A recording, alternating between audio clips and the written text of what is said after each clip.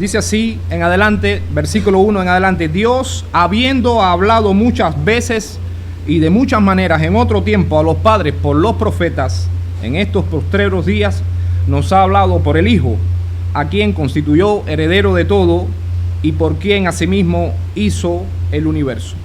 Bueno, la palabra que está denotando en el capítulo número 1, versículo número 1, está hablando el Señor acerca de esta hermosa epístola que vamos a tratar en el día de hoy, que tiene el nombre a los hebreos. Tenemos que decir que en el principio, a la hora de colocar los nombres de todos los libros del Nuevo Testamento, todos los libros del Nuevo Testamento fueron compilados en un solo volumen, y en esa medida, cuando una vez fueron agrupados y compilados, se le fue añadiendo el título a cada uno de los libros, y en específico la carta que vamos a ver en el día de hoy, la de Hebreos, se le colocó en el griego a los hebreos, que es el título que permanece hasta el día de hoy. Eso ocurrió después del año 100 de Cristo, y esta epístola no especifica a quién fue dirigida, tampoco lo dice explícitamente. No dice si fue a hebreos, judíos o a gentiles, pero debido a la gran referencia que tiene del Antiguo Testamento, a la historia y a la religión hebrea, entonces queda claro que por el contexto está definiendo que fue para un auditorio judío, hebreo en específico. Solamente el capítulo número 13 muestra un carácter epistolar. Recordemos que una epístola es una figura en la cual vemos un saludo, una introducción, el cuerpo del mensaje y termina con una despedida.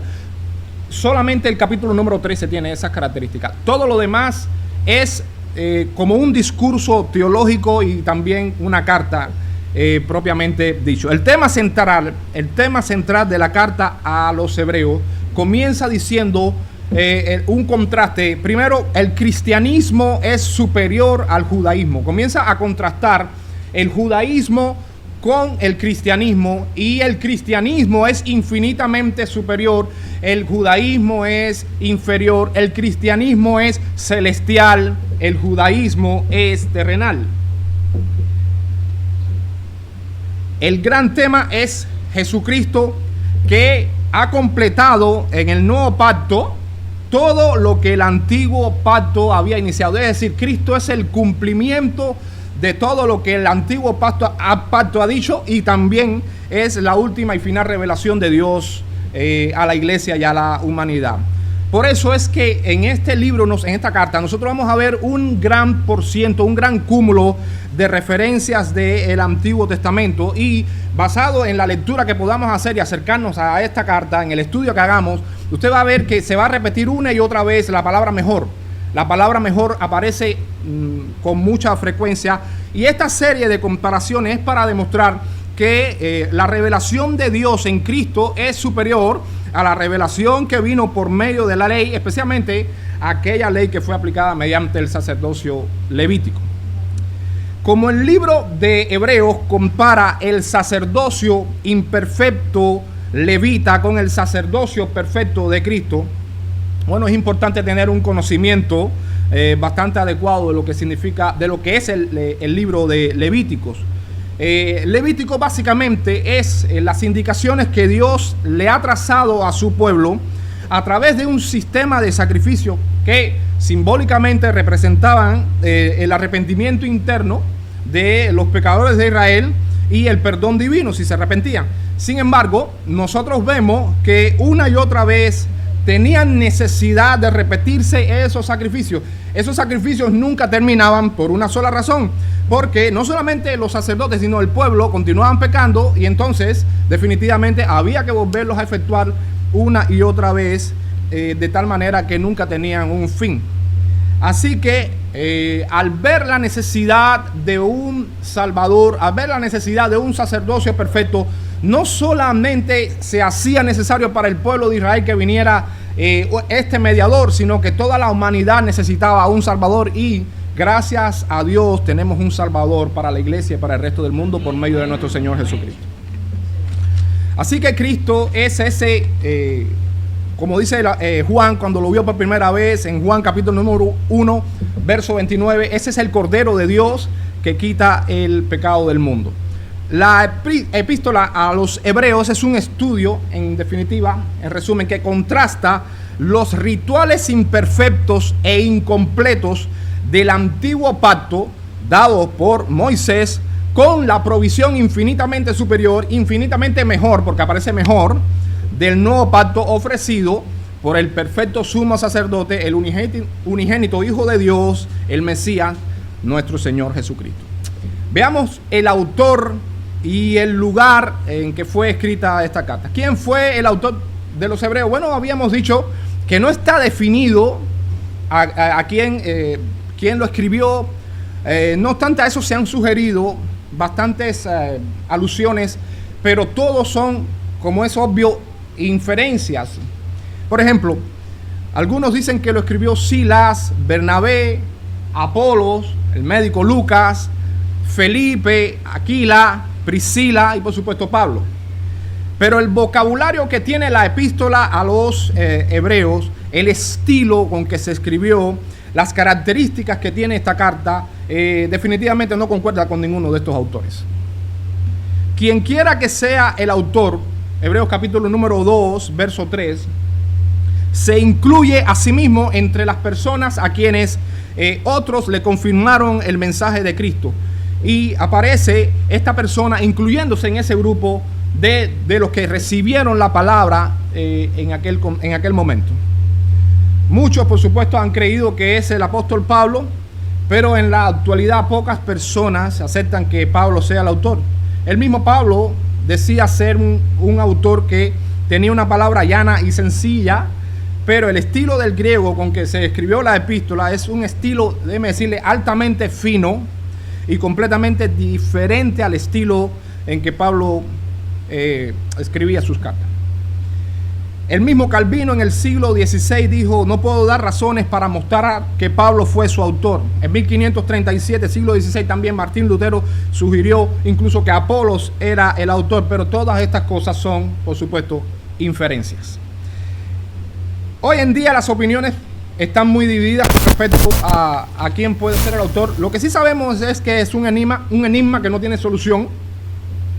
Y como iglesia nosotros no es saludable aceptar que la epístola es anónima. A fin de cuentas, ¿quién es el autor? Dios es el autor, el Espíritu Santo es el autor. Estamos convencidos de que el Espíritu Santo es el autor de toda la Escritura. Y Hebreo forma parte de la palabra inspirada de Dios y su autoría se debe a nuestro Dios. La fecha en que fue escrita, aproximadamente entre el 65 de nuestra era al 69. En estos años del 65 al 69 es que posiblemente estamos ubicando la fecha de la confección de esta carta. Estos judíos a los cuales se les comienza a dirigir la carta eran judíos creyentes, judíos cristianos. Ellos tenían un problema, ellos estaban siendo tentados a dejar el cristianismo, a desentenderse del cristianismo y a volver de nuevo a los rituales de la ley mosaica. Hay algunos textos que nos ayudan a entender por qué sucede del 65 al 69. Por ejemplo, había pasado tiempo, Hebreos capítulo 5, verso 12, y aparece la alusión al paso del tiempo. Hebreos 5:12, debiendo ser ya maestros, tenéis necesidad. Ya había pasado tiempo, ustedes ya han pasado un tiempo y deberían ser maestros. Tenían al mismo tiempo una larga lista de persecuciones. Hebreos capítulo 10, verso 32. Pero traer a la memoria los días pasados, es decir, ya había pasado tiempo, en los cuales después de haber sido iluminados, sostuvisteis gran combate de padecimiento. Hebreos capítulo 2, versículo 3 al 4. ¿Cómo escaparemos nosotros si descuidamos una salvación tan grande, la cual, habiendo sido anunciada primeramente por el Señor, nos fue confirmada por los que la oyeron? El uso del tiempo presente es importante en este momento determinar que hay textos que usan el tiempo presente. Hebreos capítulo 5, verso del 1 en adelante, entre otros textos que tenemos, 7 del 21, está hablando del tiempo presente y da a entender que el sacerdocio levítico y el sistema de sacrificio estaba todavía en operación. Recordemos que el templo de Jerusalén fue destruido en el año 70 por el general Tito un hombre que después se convierte en emperador. Y cuando esto sucede, la destrucción del templo pone el fin a la adoración de Israel y ellos comienzan a salir en la diáspora, comienzan a salir en la dispersión y cambian el templo por la sinagoga, lo hemos visto. Pero eso ocurre en el 70. Y el tiempo presente que aparecen en los textos de Hebreos capítulo 5, Hebreos capítulo 7, verso 21 en adelante, está hablando de que todavía estaba el sistema de sacrificios en operación. Hay algo muy importante. Hebreos capítulo número 8, verso 13, dice: al decir nuevo pacto, ha dado por viejo al primero, y lo que se da por viejo y se envejece está próximo a desaparecer. Es decir, que si hubiera ocurrido que la confesión de la carta ya hubiera pasado por esta destrucción, entonces el autor sin duda hubiera tomado este argumento para presentarlos aquí. Pero dice que está próximo a desaparecer. Todavía estaba la operación de los sacrificios y los rituales, todavía estaban en acción. Por eso del año 70, del 65 al 69, es vamos a decir, la confesión de la carta a los hebreos. Recuerden que habían pasado tiempo. Hebreo capítulo 13, verso 7, dice que ellos debían acordarse de los pastores que los dirigieron, que los apacentaron, que los cuidaron, que les hablaron la palabra y la exhortación. Consideren cuál haya sido el resultado de su conducta e imiten su fe. También otro elemento, Timoteo había sido libertado de la prisión en Hebreos capítulo 13, verso 23, y ya la persecución estaba siendo cada vez más severa. Hasta aquí los destinatarios. Bueno, entonces, ¿a quién se dirige? Bueno, se dirige básicamente a un auditorio judío. Y es importante determinar a quién va dirigida las cartas, porque no definir esto con claridad trae algunas distorsiones. Los destinatarios son, en primer lugar, a los judíos creyentes. En segundo lugar, se dirige también a judíos inconversos que aceptaban el evangelio, intelectualmente estaban convencidos del evangelio y de todas las verdades bíblicas, y aún así eran inconversos. Es decir, en primer lugar, se dirige a los judíos que eran creyentes, que estaban siendo perseguidos. En segundo lugar, están los judíos que aceptaban el evangelio. Sabemos que es verdad, sabemos que la Biblia es verdad, sabemos que sus doctrinas son verdaderas, pero nosotros todavía no hemos tenido un compromiso con el Señor Jesucristo. Y en tercer lugar, el tercer auditorio, era un grupo de judíos que sí eran hostiles al evangelio y que, por supuesto, rechazaban todo lo que pudiera oler a cristianismo y decían que era importante volver a los rudimentos de la ley mosaica. Pero recordemos, el grupo principal al que se dirige esta epístola es al de judíos cristianos que sufrieron rechazo y persecución. Ellos estaban padeciendo persecución por esos vecinos judíos inconversos. Y nosotros vemos en Hebreo capítulo 10, verso del 32 en adelante, cómo comienzan ellos a padecer de una gran persecución. Pero a pesar de que ahí nosotros podemos ver que ellos comienzan a padecer persecución, no llegan a padecer el martirio. Hebreos capítulo 12, verso número 4, aparece que todavía no habían llegado a la sangre para olvidarse de la exhortación que como a hijos se les presentaba. En primer lugar, entonces, ¿qué tenemos hasta aquí? Judíos creyentes, judíos inconversos que aceptaban la verdad del evangelio, pero no eran creyentes. Y el tercer grupo, judíos inconversos que rechazaban el evangelio y que no estaban, por supuesto, de acuerdo en que el cristianismo se pudiera establecer. ¿Dónde están ubicados estos judíos? Recuerden que ellos tienen que salir y hay una diáspora, pero hay varios lugares en los cuales podemos decir, como hemos visto en otros momentos. En primer lugar, ellos se comienzan a desplazar por toda Asia Menor, por Grecia, comienzan a desplazarse, a hacer comunidades judías. Por supuesto, hay un poco en Palestina, un poco en Egipto, En Italia, Hebreos capítulo 13, verso 24, aparece que se le está dirigiendo la exhortación a creyentes judíos que están en Italia,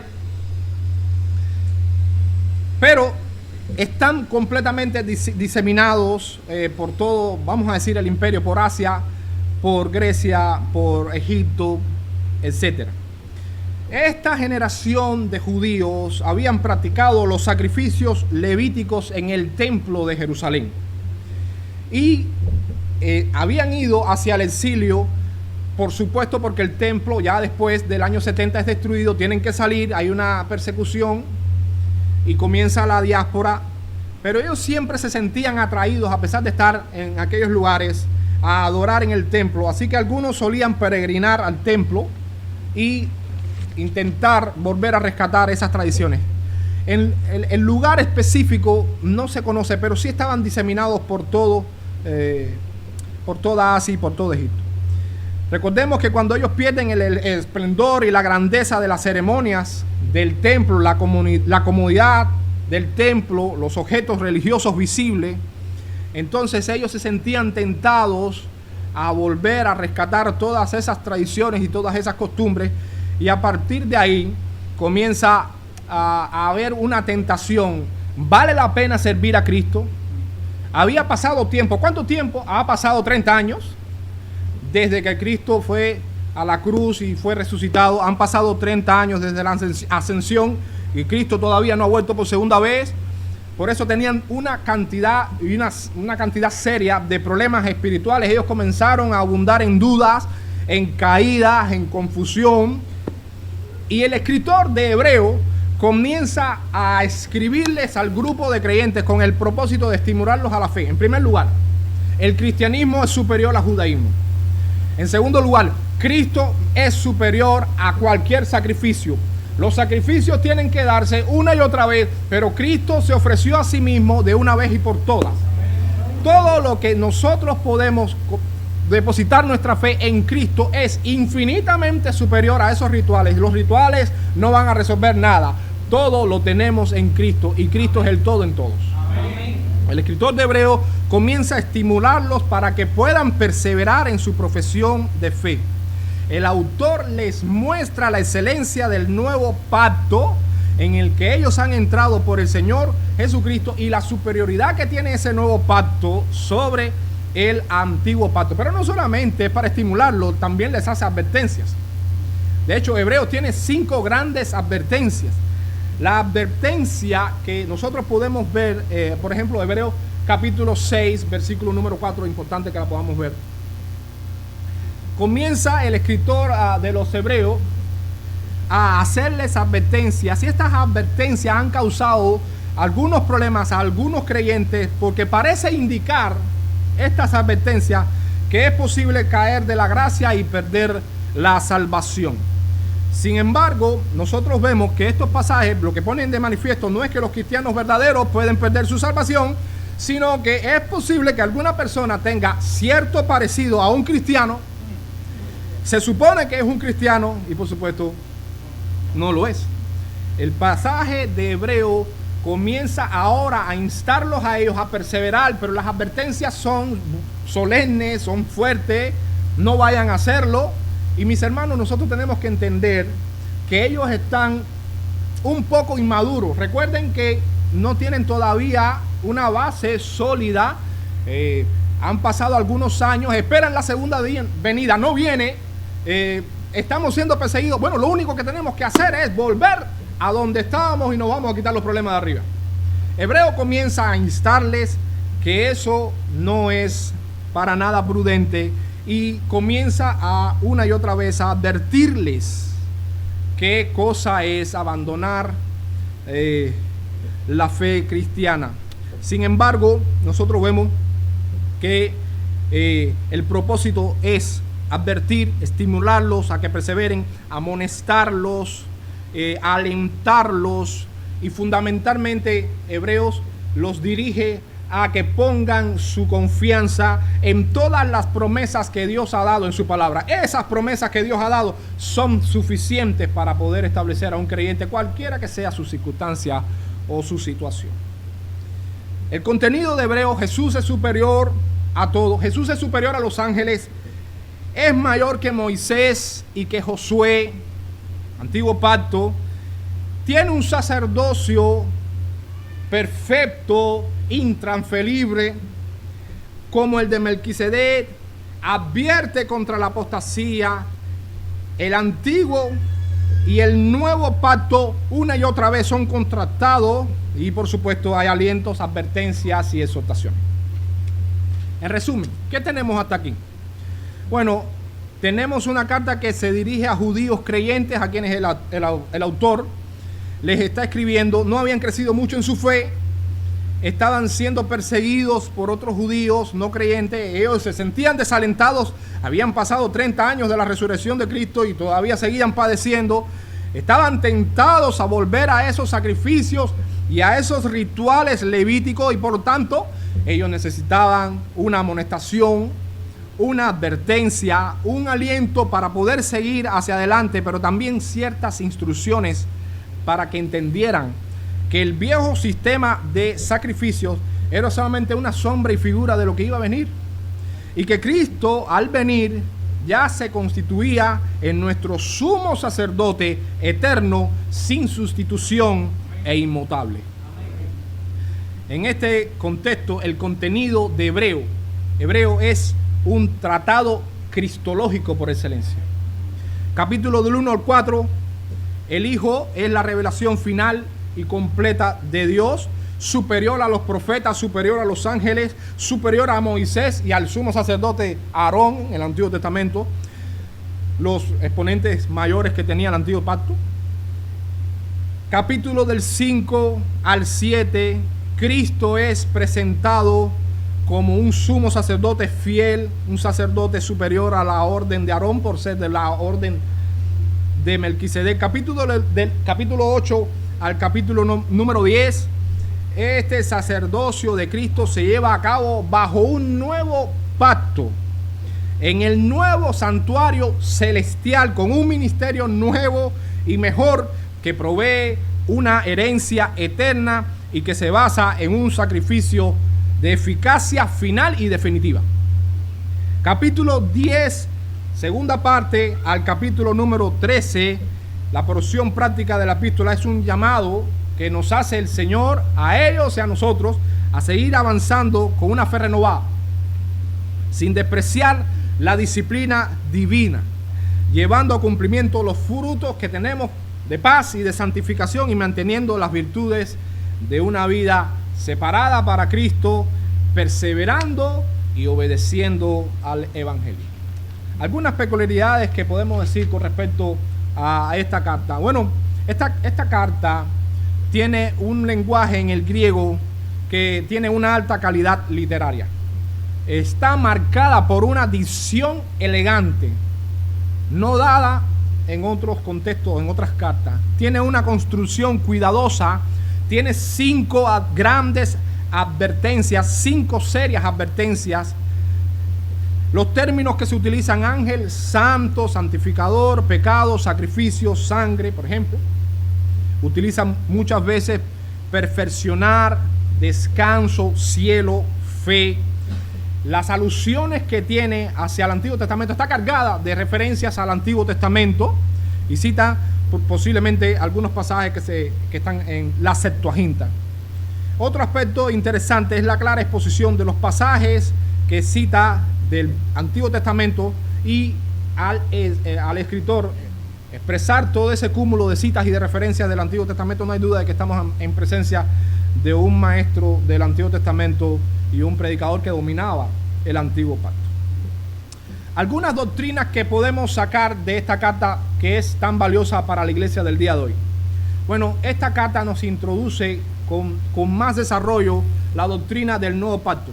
Hebreos explica el significado del nuevo pacto en una forma más completa incluso que la que habló Jesús o la que escribe el profeta Jeremías como se cita en Hebreos capítulo número 8, del 8 al 12.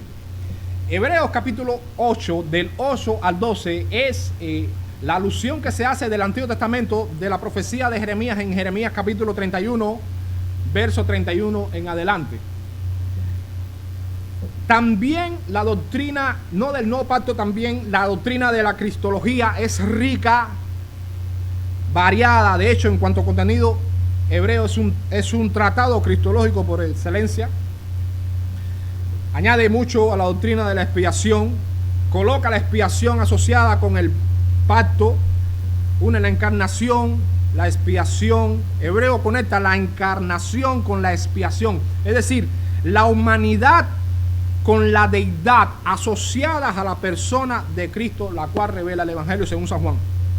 Se emplean en la carta a los hebreos más de 20 nombres y 20 títulos que tiene nuestro glorioso Señor Jesucristo. Y hay una especial atención a los oficios de Cristo, sobre todo a su posición como sacerdote rey. También Hebreo tiene escatología, lo mismo realizada como futurista.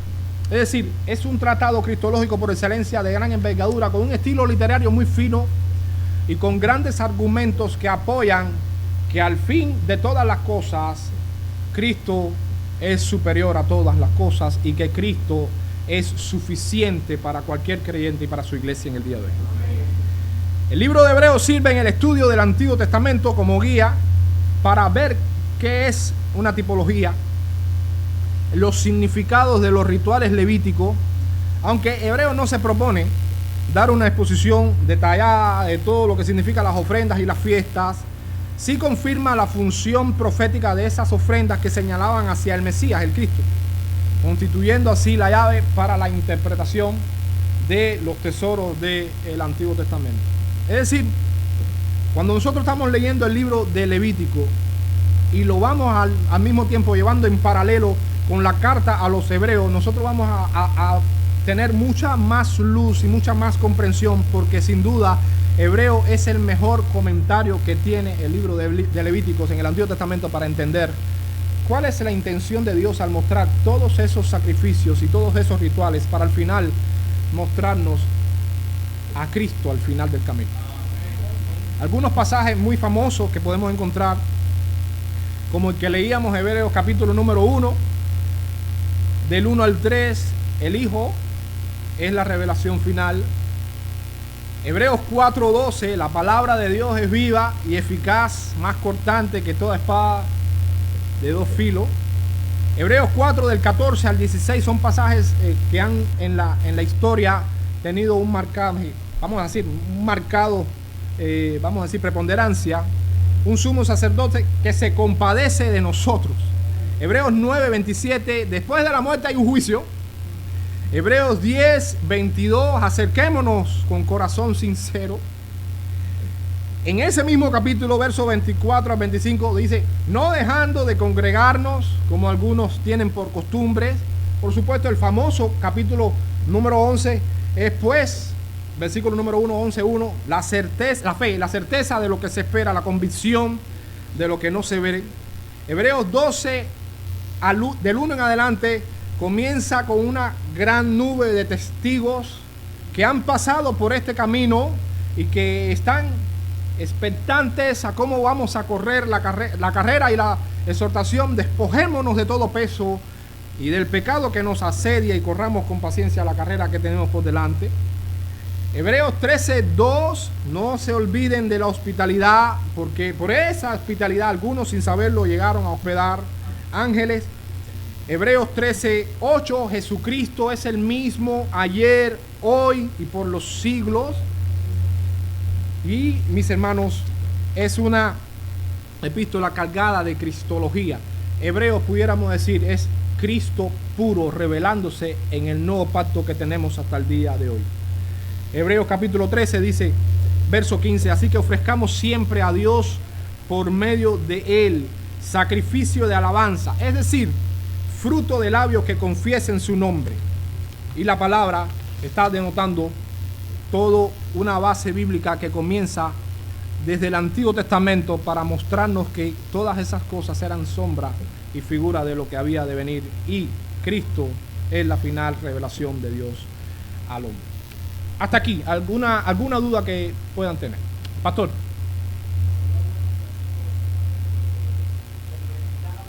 Sí.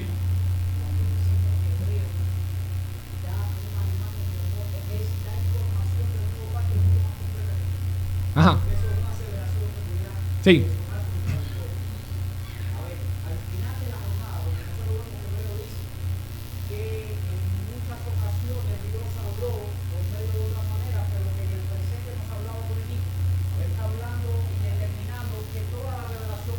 Exacto.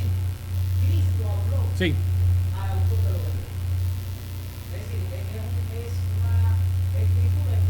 Ujú.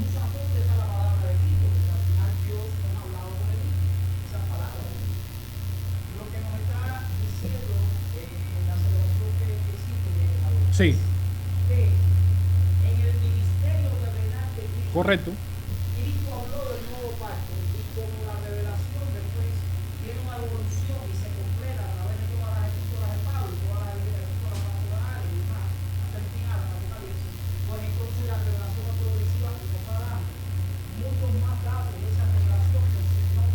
Correcto.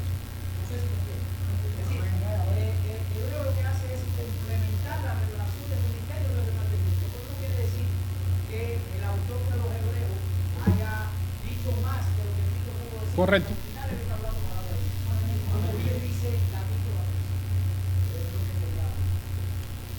¿Alguna duda que tengan, mis hermanos?